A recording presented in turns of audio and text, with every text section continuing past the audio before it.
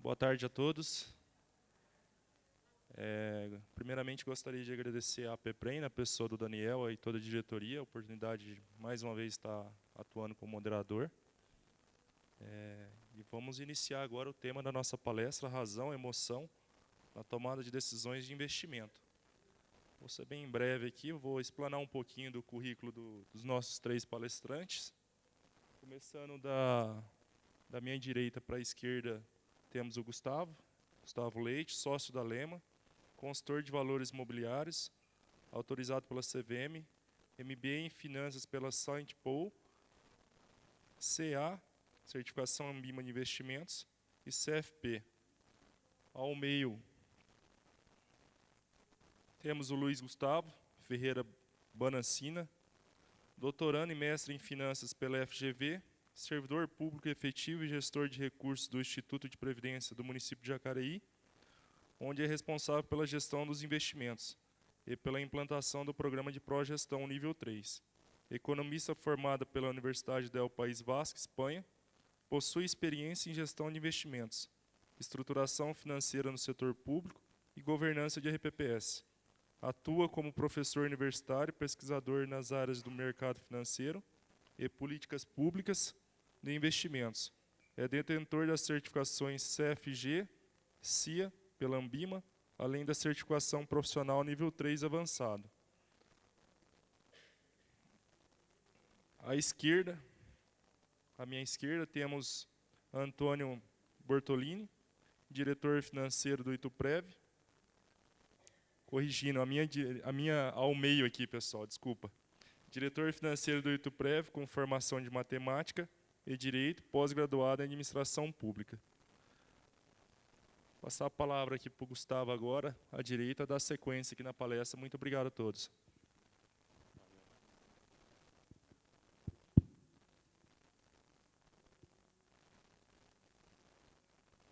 Boa tarde. Então, Cleiton, muito obrigado aqui em nome. Agradecer em seu nome, a APPrev. Estou muito feliz de estar aqui. Primeira vez que eu venho a Campos do Jordão, é uma cidade excepcional. Então, estar aqui, estar com vocês, estar em Campos do Jordão, estar com esses amigos que dividem o palco aqui comigo é um motivo de muita felicidade. Mas eu confesso, desculpa, Ricardo, mas estou mais feliz por falar sobre os aspectos comportamentais na tomada de decisão, que é um tema ainda pouco explorado entre o nosso mercado. E eu estou com muita fé de que a gente vai avançar e trazer esse assunto para a discussão. Então, eu realmente acho que talvez seja a primeira vez que vocês encontrem esse assunto nesses momentos, nesses eventos. Mas estou muito seguro que não vai ser a última e que daqui para frente isso vai ser recorrente.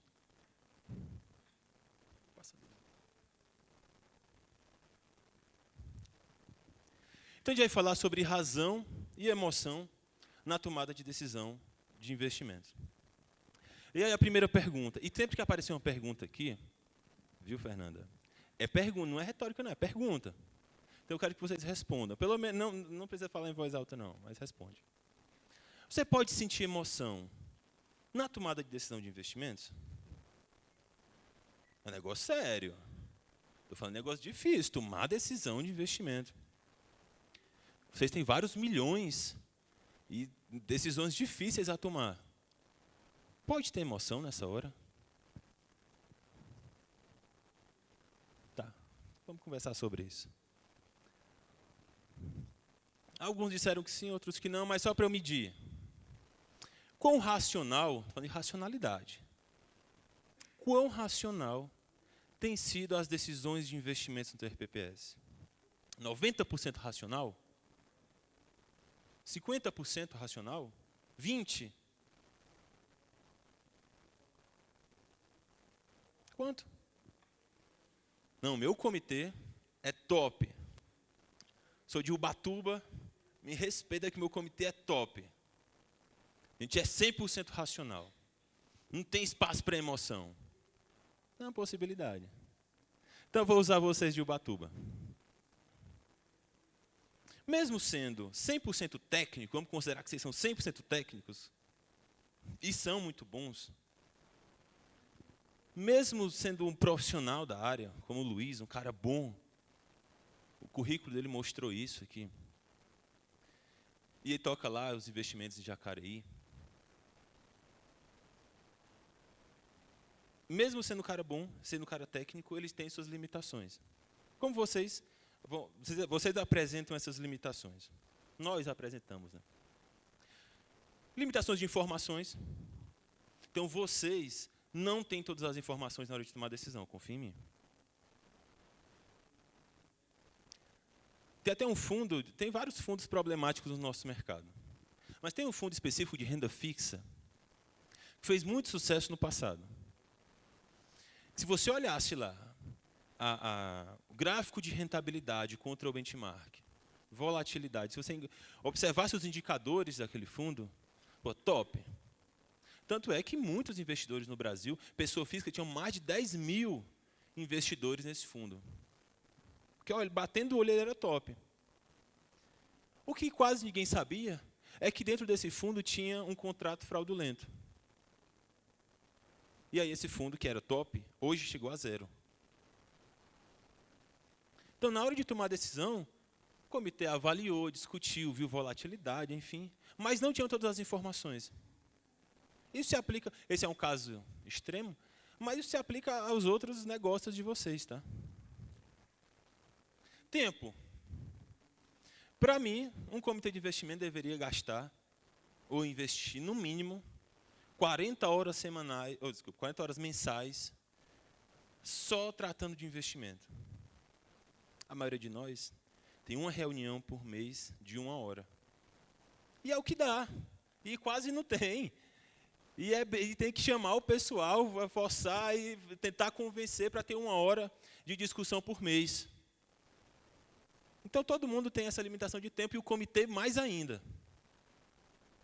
E a limitação de capacidade de processar todas as informações. A gente não consegue processar. Com a IA, talvez, inclusive há essa discussão aqui, com IA, que talvez eu consiga diminuir essas 3 limitações. E quem falou isso aí não sou eu, tá? Lá na década de 50, o Herbert Simon, que ganhou o Nobel, quem fez aí faculdade de economia ou administração viu esse cara. Ele fez muitas contribuições. Dentre elas, para a gente aqui, o mais importante é o conceito de racionalidade limitada. Então, ele percebeu isso. Quem falou que a gente tem essas 3 limitações aqui foi ele, tá? Então, a gente tem limitações. Portanto, a minha racionalidade ela é limitada. Por isso, e aí o Herbert Simon fala, eu recomendo que você busque decisões satisfatórias e não as ótimas. Ou seja, escolhe o que dá. Pulando 50 anos, o Barry Schwartz, que é um outro cientista que eu gosto muito, escreveu sobre o paradoxo da escolha, separou as pessoas em 2 categorias. Os maximais e os satisfizers. Os são maximizadores, que tomam decisão olhando todas as opções, que gastam realmente energia mental, que buscam comparar tudo o que é possível, para ter a decisão ótima, para maximizar o acerto da decisão. E os satisfazers, que são os que buscam a decisão satisfatória. Esses gastam menos tempo pensando nas decisões. Mas eles buscam o que satisfaz, o que dá para fazer. E estão bem com isso. Nós trazemos algumas definições aqui, mas que eu quero que a gente entenda. E aí, na verdade, eu não quero que a gente entenda, eu quero que vocês me respondam. Fernanda, tu é maximizadora ou tu é satisfatora? Maximizadora? O maximizador, normalmente é uma pessoa mais inteligente, assim como a Fernanda. Só que é uma pessoa que sofre mais com as decisões, porque ela quer acertar, ela tem que olhar tudo. Isso gasta uma energia mental muito grande. E tu, Cláudia?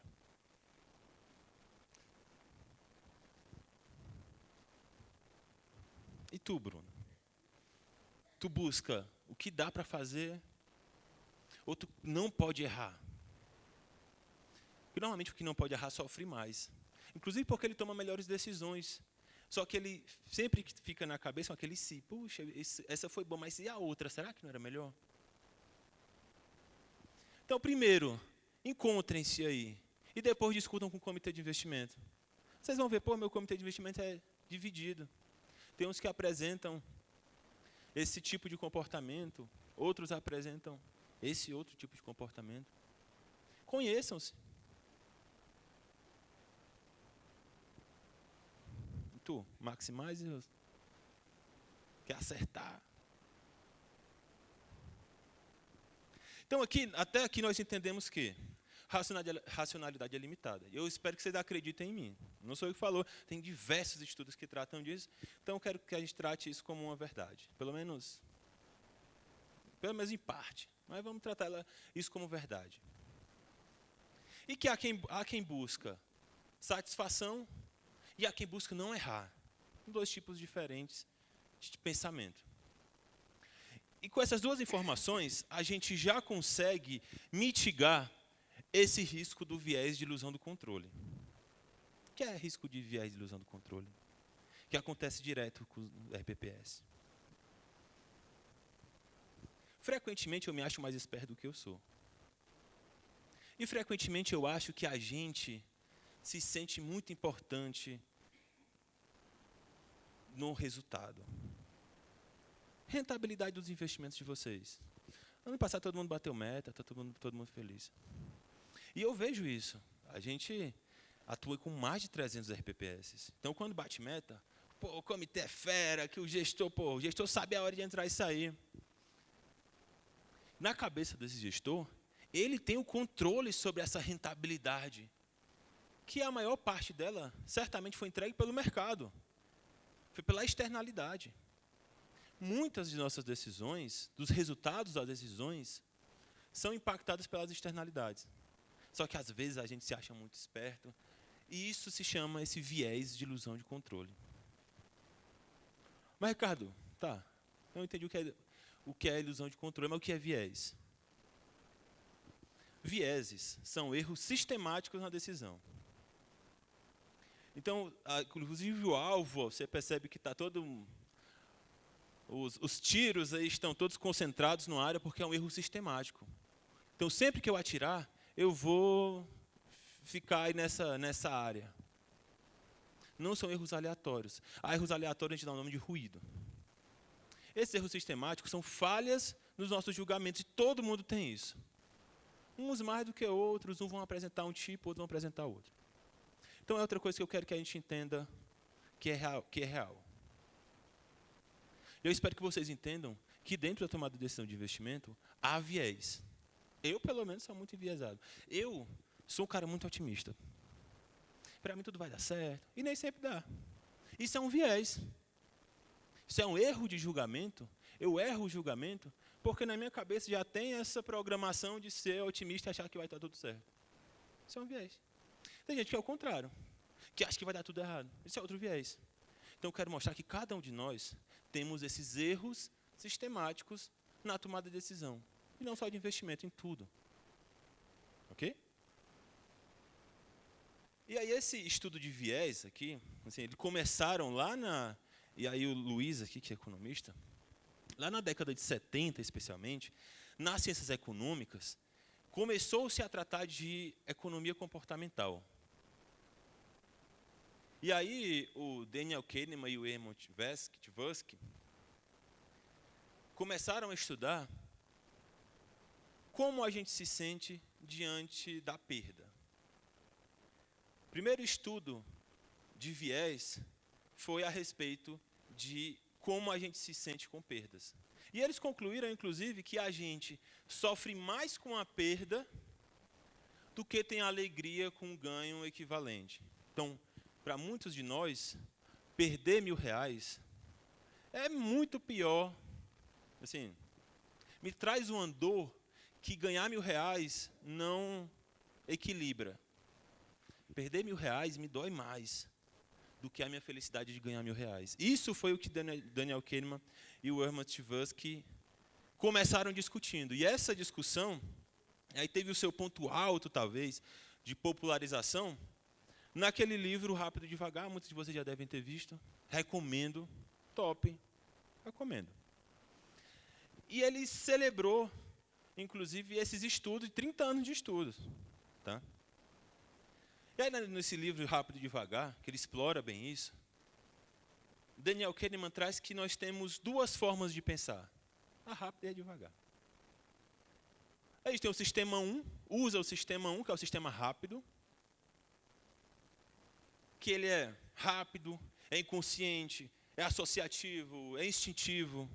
Eu não penso, eu uso atalhos mentais. E eu tenho que usar, é para a minha sobrevivência. Como é que foi o café da manhã de vocês? O meu foi ótimo. Uma pousada bacana. 5 tipos de queijo. 3 tipos de salame.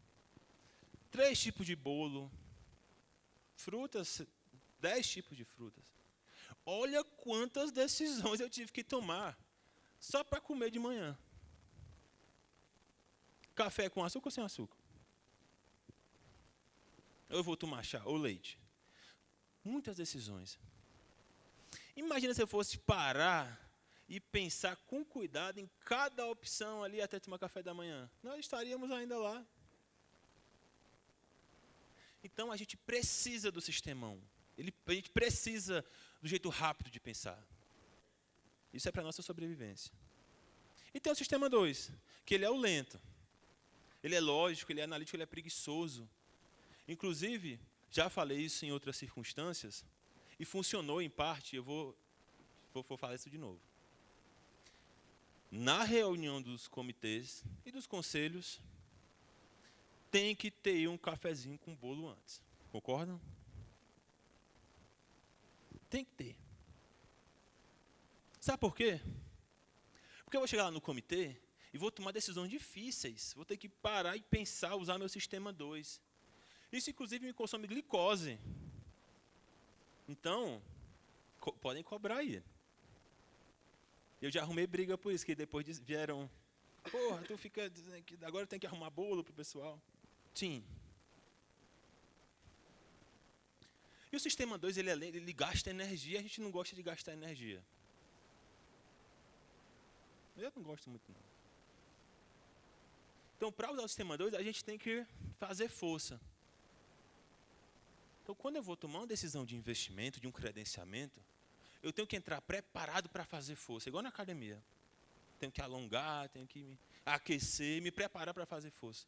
Porque eu vou fazer força. E isso muitas vezes dói. Às vezes causa dor física. Pensar, tem gente, uns mais do que outros. Tem uns que evitam mais pensar do que outros, evitam usar o sistema 2. Mas o que eu quero trazer aqui é essa evolução que começou lá na década de 70 e nos anos 2000 se popularizou, trazendo que nós temos duas formas de pensar. E essas duas formas de pensar estão aqui. E estão na tomada de decisão de investimento de vocês. Porque, inclusive, 95% das potenciais decisões do meu dia, eu uso a partir do sistema 1. Eu uso atalhos. E nesses atalhos que moram os vieses, que são esses erros de julgamento. Em 5%, é o sistema 2, que é lento, que eu tenho que estar preparado, que vai me consumir energia, que vai me consumir glicose, inclusive. Então, dentro do sistema 1 que moram os vieses, esse atalho, dentro desses atalhos que moram os vieses, e aqui eu não vou falar de cada um deles, eu trouxe aqui alguns exemplos, porque são mais de 200 vieses mapeados. Então, tem viés para tudo que vocês imaginarem. Vê se isso não acontece lá no teu RPPS. Vai um cara lá bonitão, arrumado, fala bem, num carrão. Ele vai lá te fazer uma visita para apresentar um produto de investimento. Tu, porra, o cara é bom, viu? Aí chega eu lá. Eu não vendo investimento. Né? O cara é mais simples, não está tão bem arrumado. Esse cabo aí não sabe, sabe de nada aí com vender investimento. Isso é racional? Não. Tua cabeça já fez isso aí sem tu pensar. Aí depois a tua razão vai buscar justificar esse teu pensamento. Eu quero mostrar com isso que nós temos isso na tomada de decisão de investimento. Sim, e muito. E, quer dizer, eu estou defendendo isso. Ah, Luiz, depois vai dizer, aí depois tu me desmente aí. Então, por exemplo, viés de otimismo excessivo, que eu falei que eu tenho. Sou altamente otimista. Então, já sei que é um erro sistemático meu. Sabendo disso, eu tenho mais chance de me proteger. Tem até uma autora, a Jennifer Eberhardt, que ela fala sobre, estuda discriminação racial a partir desses vieses. Então, isso está muito dentro da gente, muito. Não se trata apenas de investimento de RPPS. Trouxe alguns desses vieses aqui, só para que vocês saibam que existem um grande número. São mais de 200 mapeados, e estão cada dia mapeando um novo viés. E eu quero que vocês acreditem em mim quando eu digo que isso é uma realidade. Com o próprio viés de confirmação que aparece aí. Esse é fatal para comitê de investimentos. Ou nunca aconteceu lá no teu comitê? Um membro, talvez, que é talvez o cara que mais entende, tem mais autoridade, tem certeza que a bolsa vai subir. Tenho certeza. Não, eu sei. E o viés de confirmação vai me fazer o seguinte: tudo que eu observar de informação que confirme a minha tese, a minha ideia, eu vou valorizar. Tudo que discorde de mim, eu vou me fazer de doido e vou deixar para lá, vou fingir que não vi. Ou vocês não fazem isso? Eu faço. Então, até aqui, meu papel é convencer, não vou dar muitas respostas, mas é convencer de que a emoção está dentro da tomada de decisão. Queira ou não, isso é uma realidade. Então, aqui nós entendemos que a racionalidade é limitada. Há quem busque sempre acertar, e há os que busquem fazer o que dá para fazer na decisão. Espero que você já tenha se encontrado aí. Há duas formas de pensar, tem a rápida e tem a devagar. E apresentamos falhas sistemáticas nas decisões que são os vieses, ok? Então, até que só para a gente alinhar e não se perder ao longo aqui da fala. Então, de novo, só para eu confirmar. Quão racional têm sido as tuas decisões de investimento? 90, 50, 20, 10, 0, 100? Quão racional? Não, eu estou, porque é racionalidade pura. O comitê é top, certificado avançado. Pode ser.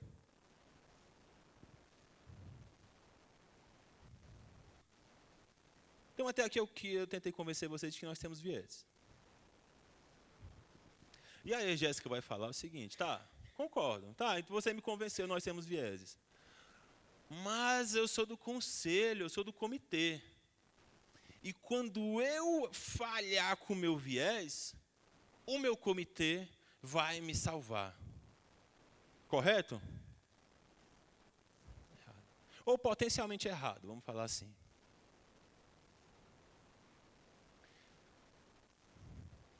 Porque isso, inclusive, é uma regra. Decisão de investimento de RPPS se toma em coletividade.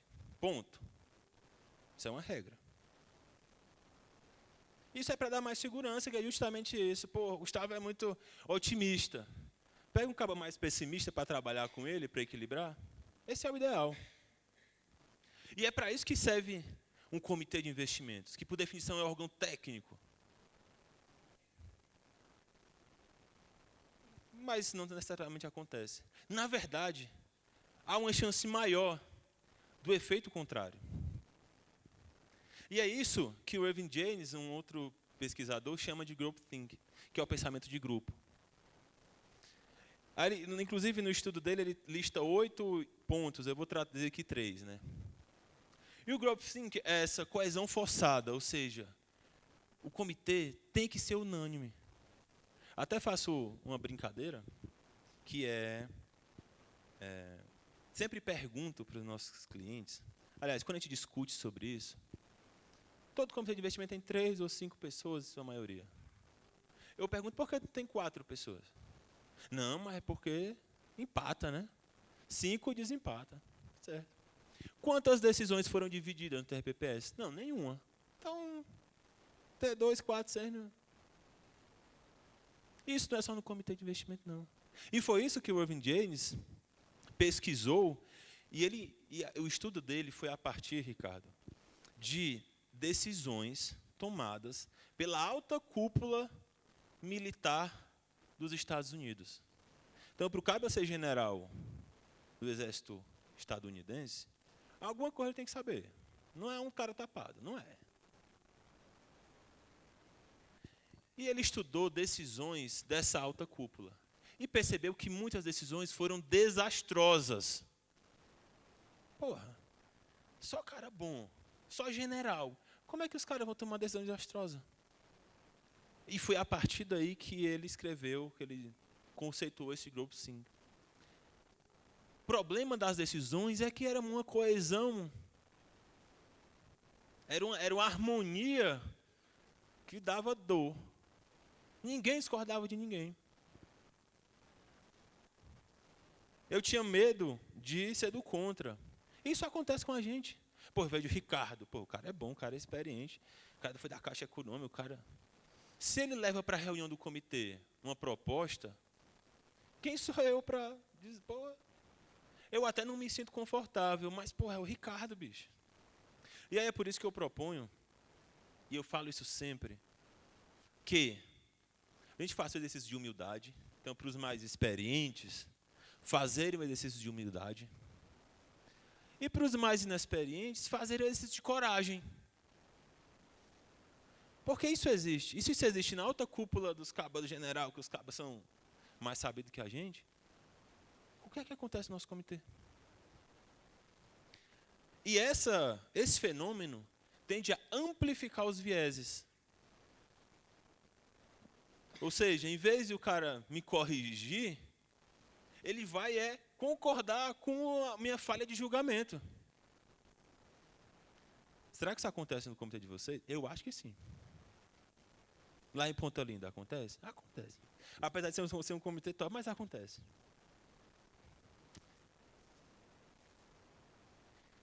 Então, com isso, eu quero quero tentar convencer vocês de que nossa racionalidade é limitada. Há quem busque o ótimo e há quem busque o satisfatório. Temos duas formas de pensar. Apresentamos falhas sistemáticas nas decisões. E esses vieses podem ser potencializados. E são. Vai por mim. De novo. Há quase 10 anos nesse mercado. A Lima atua com mais de 300 RPPS pelo Brasil, em 22 estados. Então, assim, tem uma amostra grande, pelo menos. Desde RPPS muito pequenos, com estruturas muito enxutas, até RPPS gigantes. Ao todo, a gente tem mais de 50 bi de recursos sob consultoria. Então, a gente tem uma amostra bastante grande. E eu consigo enxergar isso. Se é bom ou se é ruim, eu não sei, vocês vão dizer. Só quero convencer vocês desses pontos de que a emoção, ela faz parte da tomada de decisão. Então, de novo, quão racional têm sido as decisões de investimentos do teu comitê? 10, 20? Mudou do começo para cá?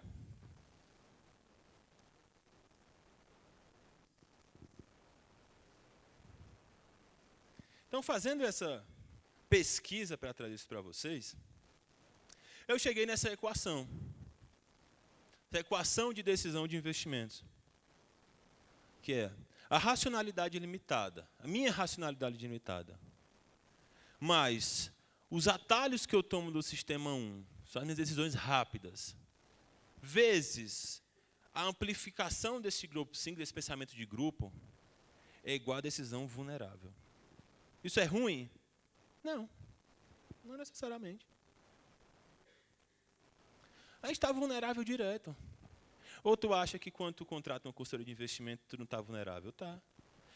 Toda relação de confiança implica em um grau de vulnerabilidade. Tá?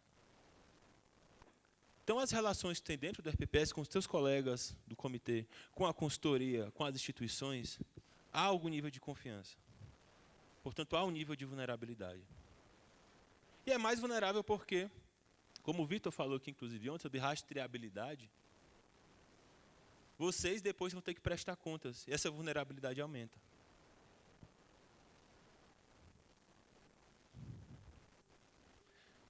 Mas eu não quero que a gente pense que a emoção é uma inimiga nossa, a emoção é aliada. Primeiro porque ela existe. Tem um neurocientista português, o Antônio Damasio, leiam sobre ele, é muito bom. E ele traz isso. Cara, esquece. A emoção faz parte da tomada de decisão. Tu que vai escolher se ela vai ser tua aliada ou tua inimiga. Porque os marcadores somáticos, como ele fala, eles estão em nós. Isso é uma outra discussão, a gente pode ter em um outro momento. Mas essa afirmativa é fruto de muita pesquisa. A emoção ela é uma aliada. Ela é parte estrutural do processo decisório. Então, Luiz, eu vim defender isso. Agora tu se vira em dizer que eu estou errado.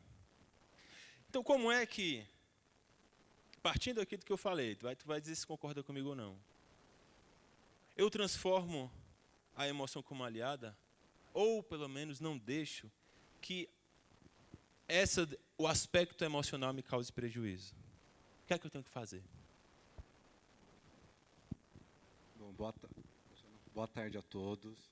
É um prazer estar aqui com vocês. Gustavo, Ricardo, a Peprem, muito obrigado pelo convite.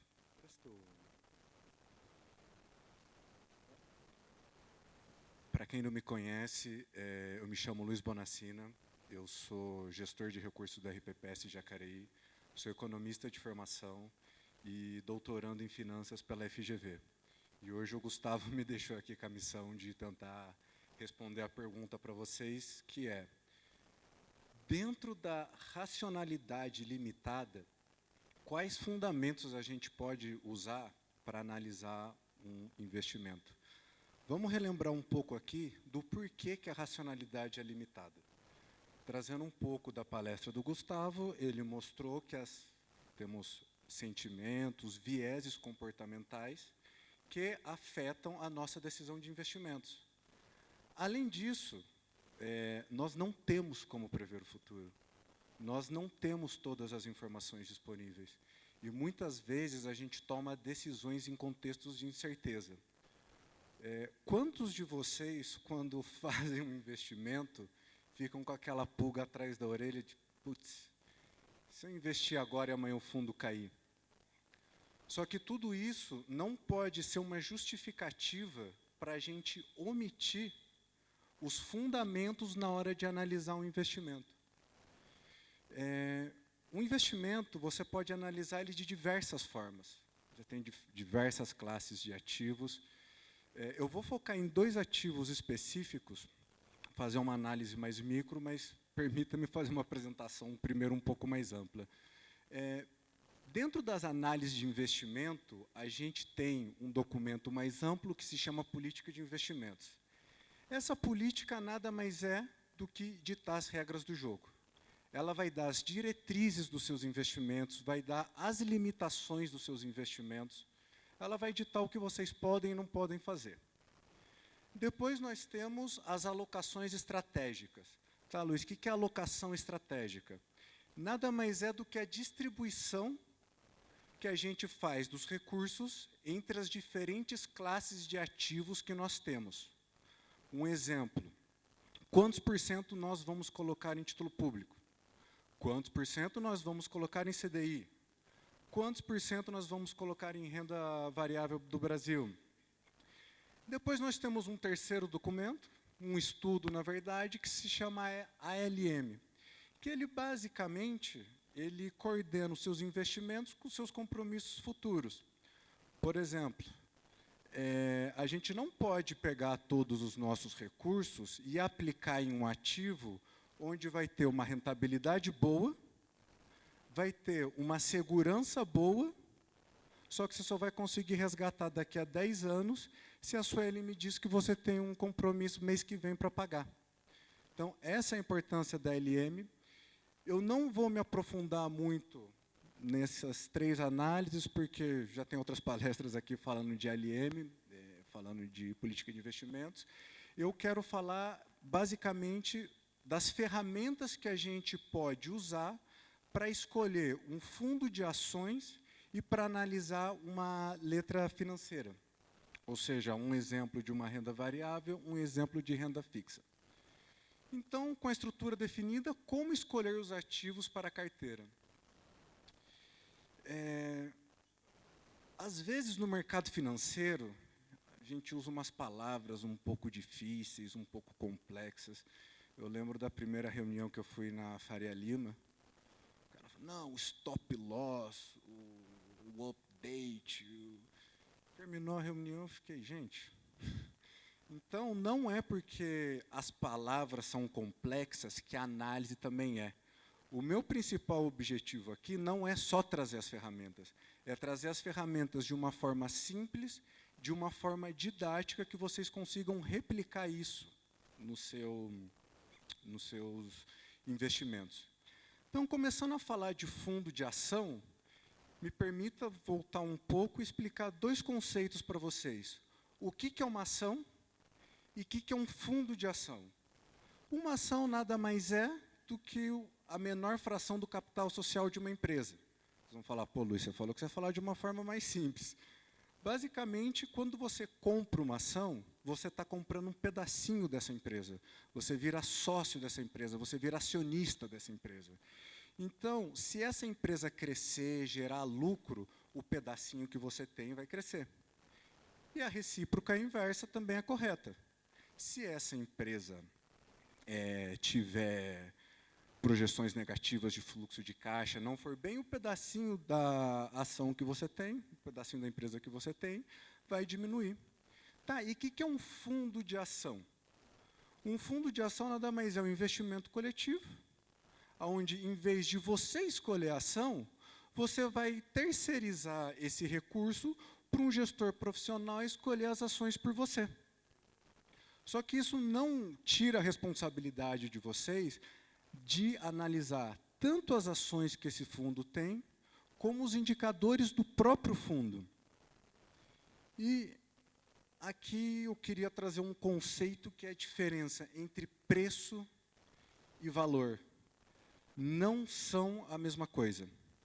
E para tentar explicar um pouco a diferença de forma didática, eu gostaria de contar uma história para vocês. A história da primeira bolha financeira que existiu na história. A gente tem que voltar para a Holanda em 1634. Só contextualizando um pouco, o mundo estava começando a engatinhar para uma globalização através do comércio marítimo, os mercados financeiros estavam começando a engatinhar, e surgiu um ativo um tanto quanto peculiar na Holanda, uma tulipa. Eu ia pôr uma foto da tulipa aqui, mas não consegui. Para quem não sabe, uma tulipa é uma flor. E ela caiu nas graças dos holandeses. Todo mundo queria ter uma tulipa. A demanda foi tão grande, reparem no que eu vou usar, o preço da tulipa começou a subir. Subir, subir, subir, subir. E as pessoas tiveram a ideia, nossa, se está subindo tanto, eu vou comprar hoje e revender mais caro amanhã. Lógico, assim surgiu a primeira especulação. Só que o que acontece? Eu comprei a tulipa para revender para o Gustavo. Eu revendi para ele mais caro. O Gustavo comprou para revender mais caro para o Ricardo. O Ricardo comprou para revender mais caro para o Cleiton. Só que chegou a vez do Ricardo, não tinha quem comprasse. Foi aí que estourou a bolha. O preço já estava tão alto que você não achava outra pessoa para comprar esse ativo. Então, estourou a bolha, veio aquela ânsia de vender, os preços foram lá para baixo. E, normalmente, quando a bolha estoura, é quando eles percebem que o preço está muito desconectado do valor. Aí vocês podem falar assim para mim, ah, Luiz, mas isso aconteceu em 1634, onde a tulipa estava valendo quase o preço de uma casa. Gente, isso aconteceu 23 de outubro de 29, na quebra da Bolsa. A lógica foi muito parecida. As pessoas compravam ações com a intenção de revender mais tarde. Até que foi subindo, subindo, subindo, até que um belo dia não tinha quem comprasse, estourou a bolha. Em 2000, na bolha da internet, aconteceu algo parecido. Subprime, em 2008, aconteceu algo muito parecido, só que com imóveis. O que aconteceu em 2008? As pessoas estavam comprando casas justamente para especular, para vender mais caro. E aqui tem um componente engraçado, que dessa vez entrou uma instituição financeira, que era o banco. O que o banco fazia? Não exigia garantias. Por quê? A garantia era a própria casa que a pessoa ia comprar. Qual que era o pensamento do banco? Eu vou emprestar o dinheiro para essa pessoa. Se ela não me pagar, eu pego a casa de volta, que vai estar valendo mais caro. O que aconteceu? O bolho estourou. E por que eu trago essa história para vocês? Porque quantos RPPS, ou quantos de vocês, já unicamente analisaram um fundo pela rentabilidade passada? E vocês olharam para trás e falaram, 22 bateu meta, 23 bateu meta, 24 bateu meta, pô, 25 também vai bater. Então, vocês conseguem enxergar o paralelo das histórias que eu contei quando você analisa única e exclusivamente a rentabilidade passada de um fundo? Vocês têm que analisar a rentabilidade passada de um fundo, é um bom indicador, mas não pode ser o único. E aqui é onde a gente entra na diferença de preço e valor. O preço é o que está dando no mercado dia a dia. O valor não. E não existe uma regra, uma ciência exata de como você estima o valor de uma empresa.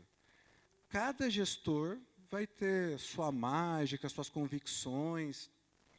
Eu vou comentar dois com vocês, que basicamente é uma das formas de você avaliar uma empresa, nada mais é do que você projetar o lucro futuro e trazer o valor presente. Esse é o valor, uma forma de você dar um valor para uma empresa. Se existe uma segunda forma, que é qual que é o valor contábil da empresa. Mas o ponto aqui é que vocês têm que minimamente, dentro dos fundos de investimento que vocês têm, saber quais que são as teses de investimento que o gestor está comprando. Vocês têm que perguntar para ele o porquê o preço da ação que ele está comprando está abaixo do valor. E eles têm que te convencer disso. Porque você vai ter uma segurança que, tudo bem, o fundo cresceu de lá para cá, mas e daqui para frente? Quais são os fundamentos que a gente tem para esse fundo continuar crescendo?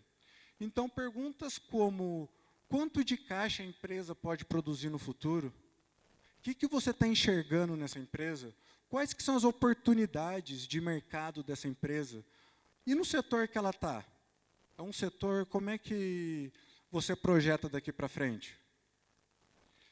O preço atual oferece uma margem de segurança?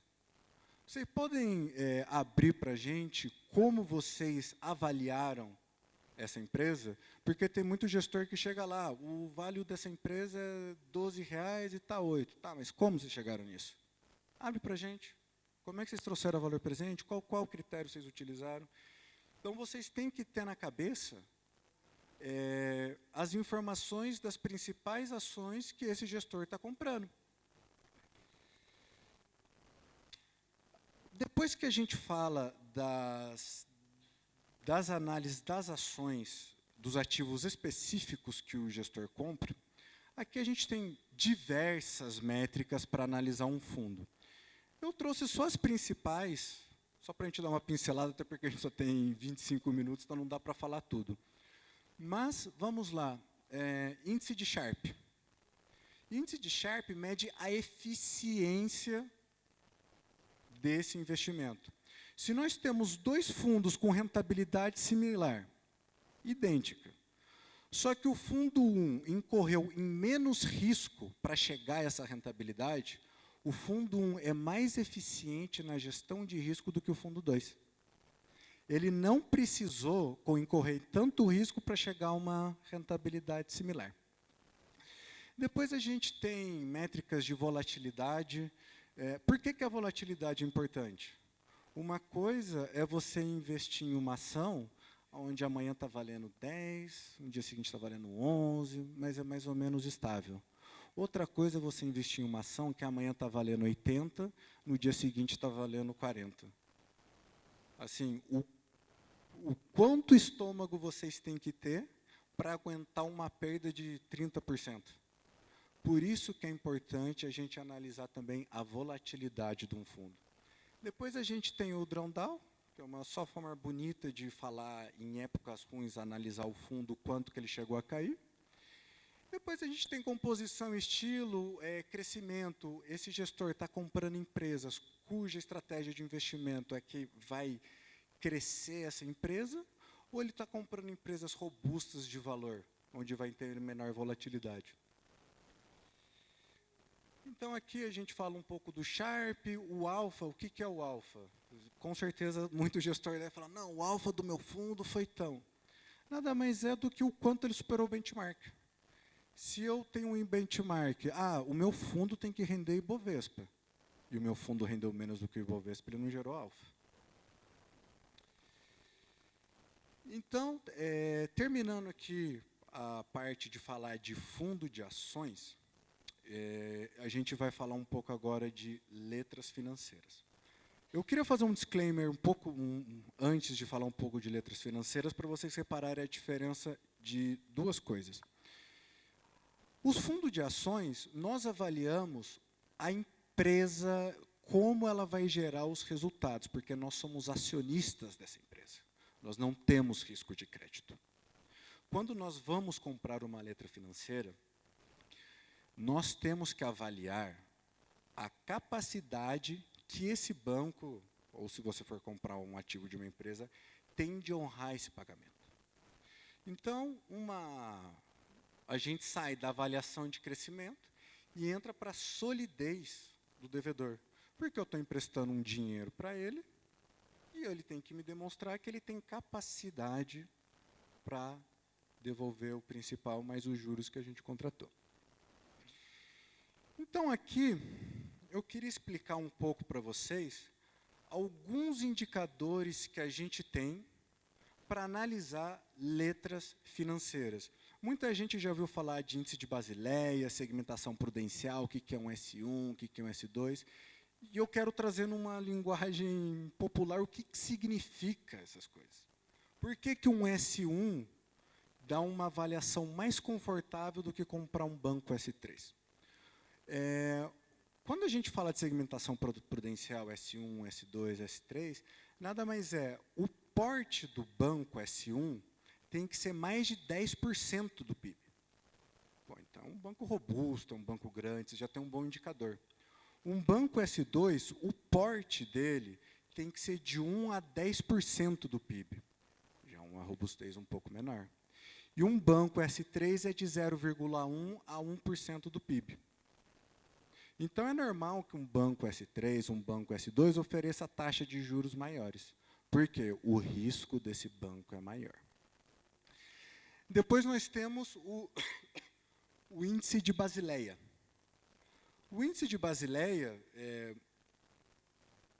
foi criado lá em 1988, lá na Suíça, onde o Banco Central dos bancos centrais, digamos assim, juntou os bancos para tentar melhorar a qualidade dos bancos.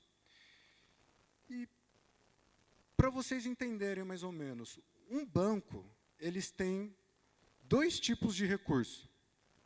Recurso próprio e o recurso de terceiros. O que é o recurso de terceiro? Você, quando compra um CDB, você, quando compra uma LF, você compra quando investe na poupança. Então, o índice de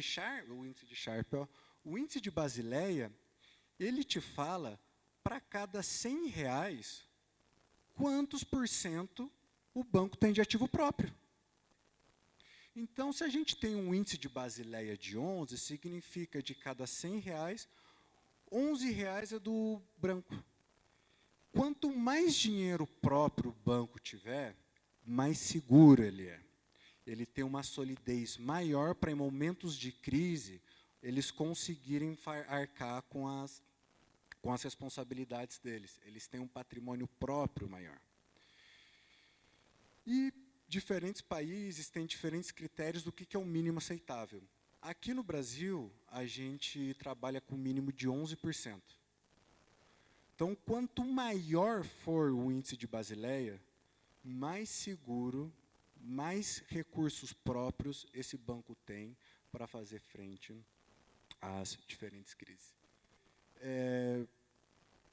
O primeiro índice de Basileia foi 88, depois foi revisto em 2004, depois foi revisto de novo em 2008, depois da crise.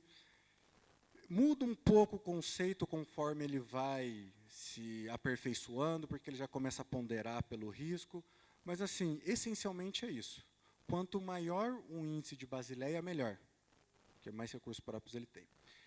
Depois a gente tem o índice de imobilização. O que é esse índice? Imobilização é você ficar imóvel, você não conseguir... Então, o índice de imobilização é diferente do índice de Basileia, quanto menor, melhor. Porque o que significa isso?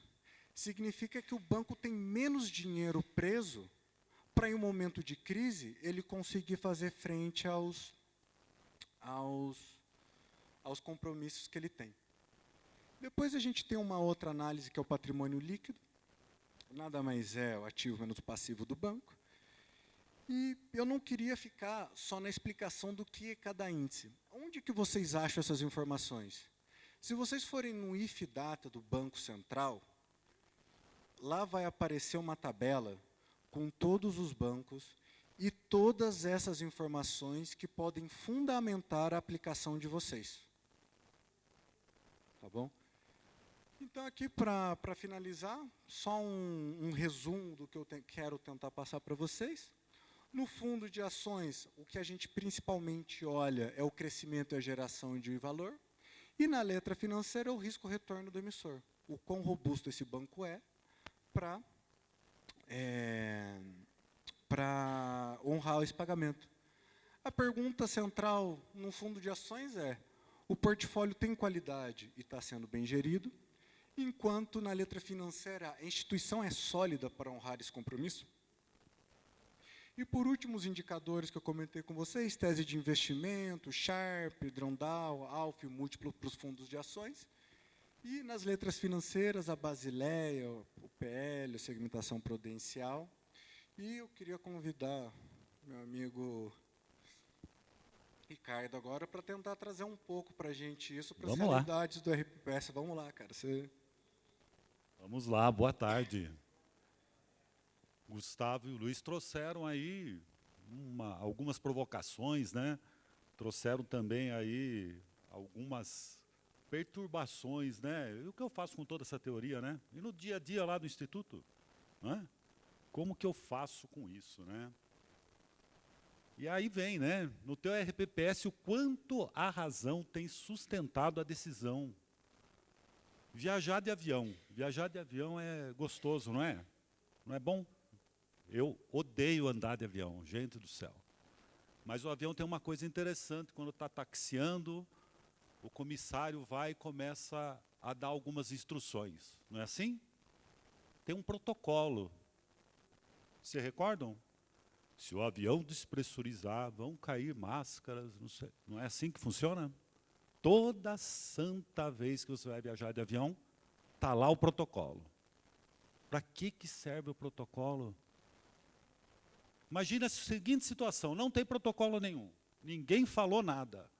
Está lá o mineiro sossegado, sentado no avião, despressuriza aquela bomba, cai uma máscara, ele fala, meu Deus, que trem que é esse? Para que serve isso? Não é assim? Mas se você tem um protocolo, por mais chato que seja, toda vez você escutar o protocolo, quando cair a máscara, você sabe o que vai ter que fazer. Primeiro coloca em você para depois ajudar o outro. Não é assim que funciona? E aqui começa também, o Ricardo também tem que ter provocação, né? O seu RPPS, ele tem protocolos para decisões de investimento? Tem protocolos para crises que podem acontecer? Gestão de investimento é gestão de razão e emoção, as duas coisas. Né? E aqui eu vou trazer aqui a importância de ter protocolos e quando a emoção dominou e o custo foi alto. Alguns exemplos. Fuga da renda variável em 2020. 2020, desastre total, pandemia, que desgraça, né? Durante o crash de 2020 lá, o que aconteceu? Fuga generalizada. Vários RPPS zeraram lá as posições e depois a Bolsa acaba tendo a recuperação e todo mundo perdeu dinheiro, quem saiu. Esse pessoal tinha protocolo? Eles tinham um roteiro operacional padrão de como que eles deveriam agir em determinada situação? O seu RPPS tem. Ele sabe previamente que se despressurizar o avião, se o mercado acontecer alguma coisa, máscaras vão cair, e como que tem que agir? Ou vai olhar para a máscara e falar assim, meu Deus, que trem que é esse? Para que serve? Né? Outro exemplo, Long Term Capital Management. Fundo gerido por 2 Nobel de Economia. 2 Nobel de Economia. Olha lá o viés lá da autoridade, né? Todo mundo achava que eram infalíveis. Né? Fundo gerido por 2 Nobel de Economia colapsou em 98. O excesso de confiança nos modelos que foram criados por eles para a gestão desses fundos acabou fazendo com que as pessoas recusassem os sinais que o mercado estava dando, que aquilo ia dar uma grande M3 pontinhos. Tinha um protocolo? A razão estava dominando essas decisões aqui? Por que você manteve? Efeito manada nas criptomoedas. 2021 foi um ano fantástico dos bitcoins, né? Atingiu lá 69 mil dólares. Aquela pressão enorme para comprar. Não, que criptomoeda é o próximo paraíso dos investimentos, etc, etc. Né? Comprou criptomoeda, Gustavo, lá em 2021? Comprou bastante. Ai, ai. O viés da manada, todo mundo correndo atrás da criptomoeda, gerou perdas superiores a 70% em menos de 12 meses. Gente, quando surge uma crise, vocês já escutaram isso em algum momento? Quando aparece uma crise, nós temos uma grande oportunidade envolvida por trás. Mas é verdadeiro. Né? Se você tiver protocolo, se você tiver roteiros operacionais padrão dentro do seu RPPS, se você tiver uma política de investimento que realmente não seja alguma coisa pro forma, se você tiver um comitê de investimentos que realmente se dedique a estudar aquilo que ele vai decidir, você tem grande chance de aproveitar algumas oportunidades realmente. E de também proteger o patrimônio do RPPS. Warren Buffett, disciplina contra a manada. Durante a crise de 2008, enquanto o mercado entrava em pânico, o mago lá dos investimentos, ele fez o quê? Publicou o artigo Buy American AM no New York Times e alocou 15 bi em ativos subprecificados. Enquanto a manada estava saindo, o Buffett estava entrando. Né? Quando vocês veem a política de investimento lá, não tem lá, dentro das estratégias, tem um alvo. Né? Você coloca lá, olha, eu posso aplicar de tantos a tantos por cento dentro de uma estratégia, mas o meu alvo é tanto. O comitê construiu esse alvo de maneira consciente? É a primeira pergunta. Segunda pergunta, o seu comitê segue isso? Faz o rebalanceamento da carteira conforme o alvo que ele mesmo definiu? Porque isso ajuda você a evitar o efeito manada. Você fica dentro do protocolo. Caiu a máscara, eu sei o que eu vou fazer com ela. Vocês conhecem a fundo a política de investimento do seu RPPS? Sendo conselheiro, sendo do comitê, sendo do conselho fiscal, você conhece a sua política de investimento? Você participou da construção da sua política de investimento? Aqui, nós temos grande exemplo de quando a razão gerou resultado. O maior fundo soberano do mundo, 1,6 tri. O pessoal gera um fundo mais ou menos grande aqui, né? 1,6 trilhões de dólares. Ele implementa protocolos rígidos contra vieses, que o Gustavo trouxe aqui. Tem protocolo para aqueles vieses, para identificar quando uma decisão está enviesada, para tentar mitigar essa situação. Pergunta, o seu comitê, ele aplica uma política de ter um advogado do diabo dentro do comitê? Vocês sabem a figura do advogado do diabo? Aquele chato que fica falando assim, nós vamos aplicar nesse negócio. Não, eu não aplicaria nesse negócio não, por causa disso, daquilo. Muitos comitês buscam lá a confirmação, né? Olha, todo mundo tem que ter uma unanimidade dentro do comitê. Gente, ser unânime... Nelson Rodrigues, você gosta tanto de Nelson Rodrigues, né, Gustavo? Nelson Rodrigues falava, toda unanimidade é burra. E ele tem razão. Porque se todo mundo concorda, não precisa de ter tantos membros no comitê.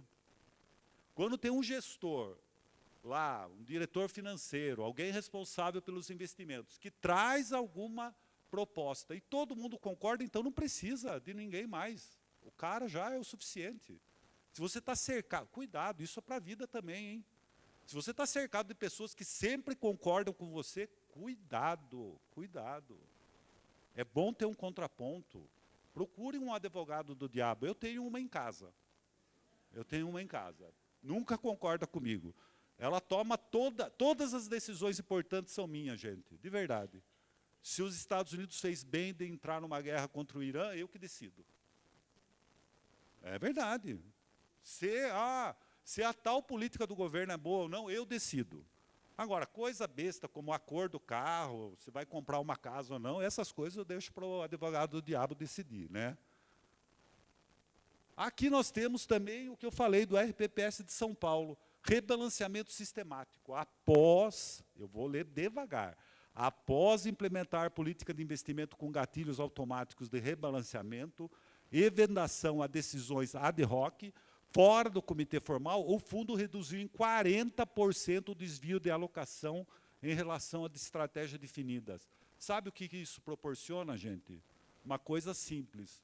Se você fala assim, eu vou tentar clarificar e a gente aplica isso lá no Ituprev. Olha, nós definimos que nós vamos ter 15% em renda variável. É 15%. Se os fundos de ações começam a cair, dá menos rentabilidade que de renda fixa, o que acontece com o percentual? Ele começa a diminuir. Se está diminuindo, é porque está perdendo dinheiro em renda variável. O efeito manado, o que é? Estamos perdendo, vamos tirar. Se você tem um protocolo, se você segue o rebalanceamento, você entra mais na renda variável, você compra mais e volta nos 15%. Você definiu na sua política de investimento, você combinou com o jogo, você estudou isso, então você se mantém fiel. Quando você se mantém fiel, você tira o viés da manada e vai fazer a recomposição dos valores. Pergunta, o seu RPPS, ele segue o alvo, ele analisa como que está a carteira, os percentuais da carteira, ele segue a política de investimento, ou a política de investimento foi uma coisa que foi feita lá para mandar para a secretaria e está tudo certo? Então, você só consegue tirar as emoções e privilegiar as razões nas decisões quando você estabelece protocolos. Os protocolos têm que ser prévios. Não adianta a máscara cair e aparecer o pessoal lá para falar, viu, agora é o seguinte, despressurizou o avião, vocês têm que pegar... Cara, o caos está implantado. O protocolo é prévio. O protocolo é prévio. A razão ela tem que estar antes da emoção. Ela tem que estar colocada, os instrumentos têm que ser colocados antes. E aqui eu tento trazer aqui estratégias práticas, né, exemplos práticos do que a gente pode fazer. Lógico, todo RPPS é um organismo único. Cada um tem as suas características. O que eu estou falando aqui é aplicável para todo mundo do jeito que eu estou falando? Óbvio que não. Vocês conhecem a realidade lá de vocês. Mas o que eu estou trazendo aqui são insights, inputs, ideias para que vocês reflitam sobre isso e vejam lá dentro do seu RPPS como que funciona. Né? Governança e processo. Vocês têm um roteiro operacional padrão nas decisões de investimento? Exemplo, toda reunião que a diretoria financeira, que o gestor de investimento faz, ele faz uma memória de reunião. Ele pega essa memória de reunião, onde foi falado, o que foi explicado, o que foi decidido, ele passa previamente para os membros do comitê. Ele faz uma análise, usando inteligência artificial, o que quer que seja, encaminha para o membro do comitê previamente. Ele mostra para o membro do comitê previamente a pauta que vai ser colocada no comitê, ou o comitê se reúne lá, ó, gente, eu tenho aqui hoje para apresentar tal coisa, tal coisa, tal coisa, e o comitê. Vocês disponibilizam uma ferramenta onde o comitê possa fazer uma análise própria. Às vezes é necessário investir numa ferramenta desse tipo, tem várias no mercado, para que o comitê pegue previamente e ele, membro do comitê, analise as coisas. A assessoria é ótimo. Nós temos excelentes assessorias. Assessoria, o nome já diz, ela assessora, ela vai dar uma opinião. Aquilo não pode e não deve ser determinante. Não é? O seu comitê tem autonomia real de decisão, porque você só tem autonomia quando você tem possibilidade de exercê-la. Tem autonomia real? Tem as informações necessárias? Vocês sabem como funciona o comitê? Os conselheiros já participaram de um comitê? Porque também é função do conselho de administração. Participa do comitê, verifica como que é o regimento do seu comitê. Qual foi a última vez que o regimento do comitê de vocês foi revisto? Hã? Checklist, eu tenho um roteiro operacional padrão, eu recebo, eu faço um credenciamento, o credenciamento tem que ser prévio. Quem eu vou receber está credenciado? Eu levei numa memória de reunião o que foi discutido? Eu fiz uma pré-seleção dos produtos que me interessaram? Os produtos que foram apresentados estão de acordo com a minha política de investimento? Eu submeti isso a uma análise prévia, encaminhei para o comitê, eu passei pela assessoria. Depois de tudo isso, eu fiz uma análise final para ver a coerência daquilo, fiz uma comparação com o que eu já tenho na carteira, para ver se eu não estou replicando uma mesma estratégia. Eu fiz isso, eu dei embasamento para o comitê, eu tenho esse checklist, vocês conhecem se eu tenho um roteiro operacional padrão mínimo para decisão de investimento. É assim que a gente pega e mitiga os efeitos aí das emoções na tomada de decisão.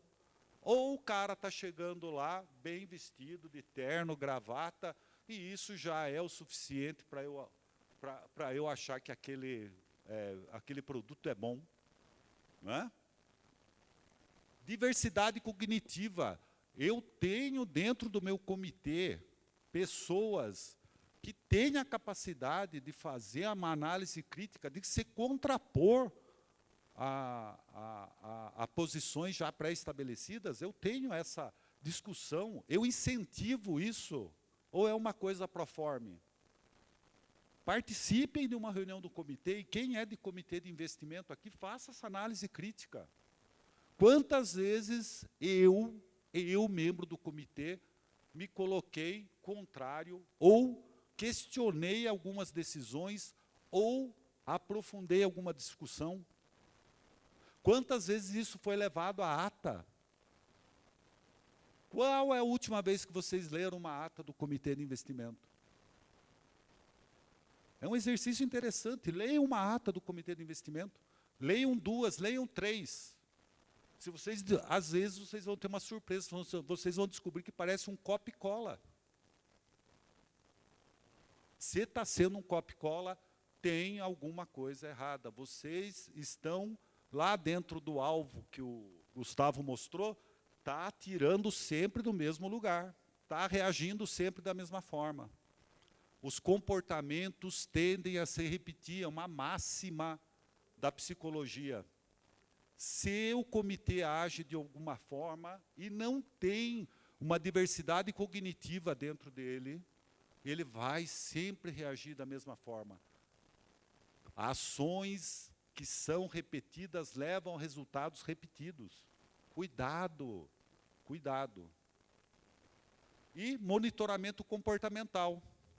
Tem que ter a humildade intelectual, os membros do comitê em especial, de verificar, né, de fazer uma análise crítica e verificar se dentro do comitê não estão sendo privilegiados, se não estão sendo influenciados pelos vieses que o Gustavo trouxe aqui.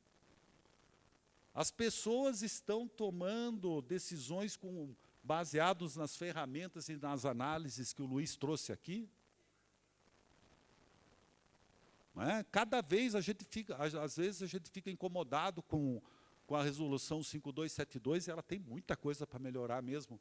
Mas será que também não é um pouco reflexo de uma necessidade da gente se capacitar? Da gente fazer uma análise crítica do nosso comportamento, da nossa atuação dentro dos vários conselhos e comitês? Eu tenho humildade intelectual de fazer essa autocrítica comigo mesmo, falando assim, cara, será que eu estou sendo um bom conselheiro? Será que eu estou sendo um bom membro do comitê? O que eu fiz nesse ano que foi importante para melhorar o comitê de investimento? Que foi benéfico para o meu RPPS? Que foi benéfico para melhorar as tomadas de decisões? Não é?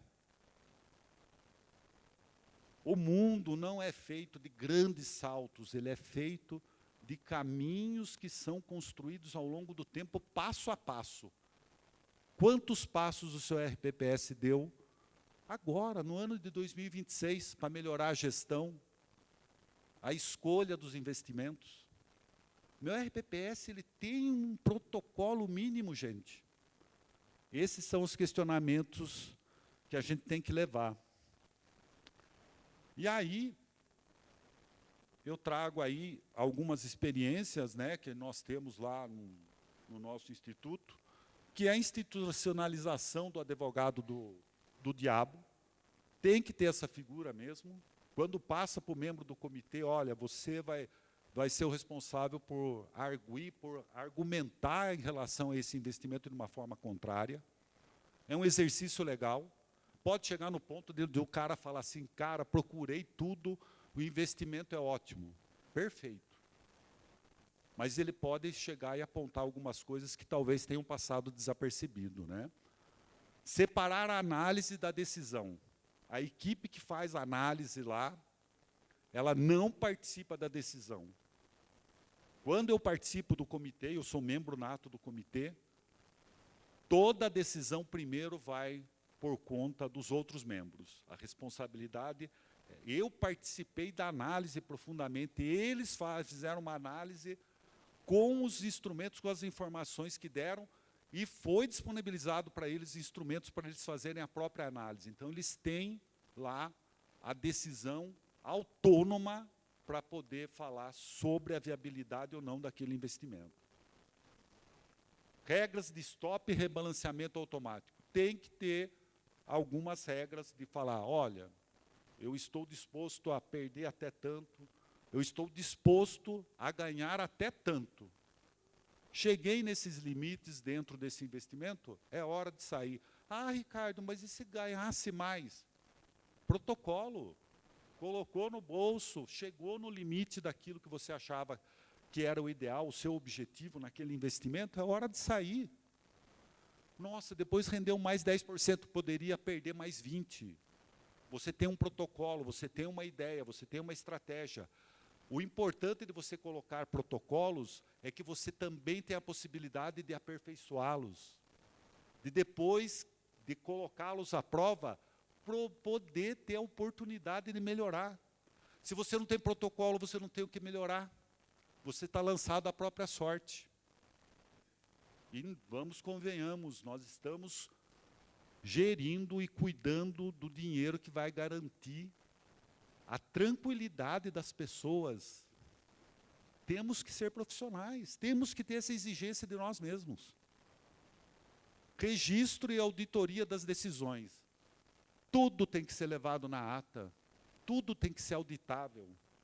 Desde quando você atende, é isso que nós buscamos fazer lá em Itu, viu, Gustavo? Você teve a oportunidade de ver lá.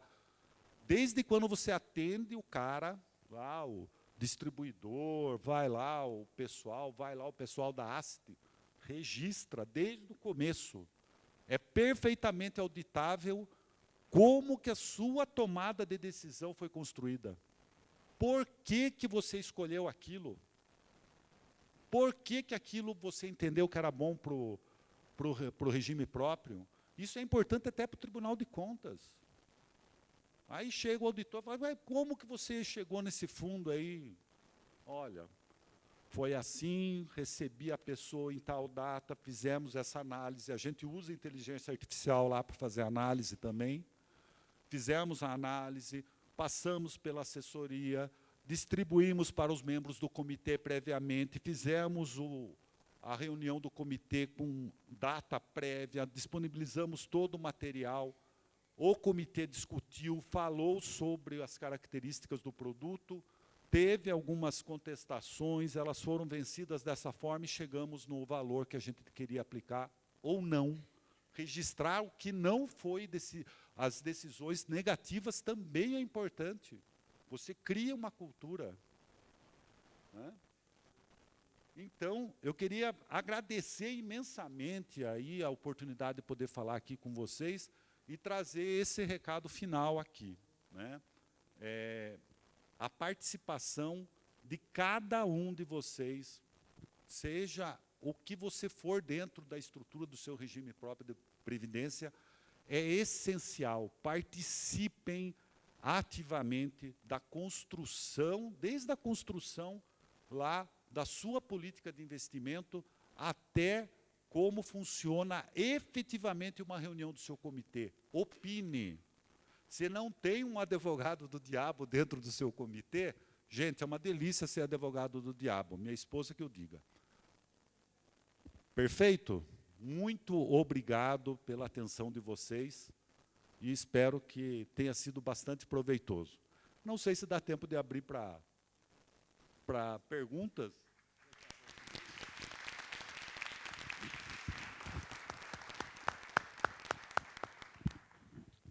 Pessoal, seguindo agora o protocolo que tantos palestrantes exararam, temos aí 5 minutos para quem quiser fazer alguma pergunta aí, está aberto a perguntas. Se não temos nenhuma pergunta, vamos aqui agradecer aos palestrantes pela brilhante explanação. Gustavo, Ricardo, Luiz, muito obrigado. E temos um mimo aqui da APPrem para vocês.